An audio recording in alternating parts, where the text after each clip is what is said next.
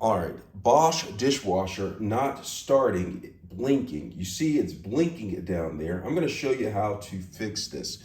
Now, when it's not starting and it's blinking, it's because of this right here. So I'm gonna open it up, all right? So when you made your selection already to wash your dishes, you want it to start, but sometimes you don't press the start button fast enough, or you don't press it at all, and you just attempt to shut it. And it starts beeping right there, and the light down there starts blinking.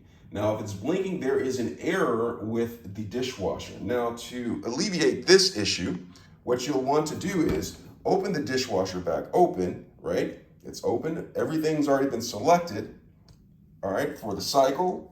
Everything has been selected, including the options. So what I'm going to do is I'm actually going to go over here and press start this time.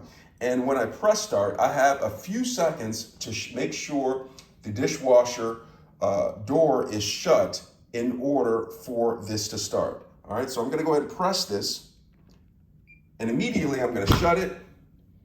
And the dishwasher starts. And the blinking and beeping is no longer present.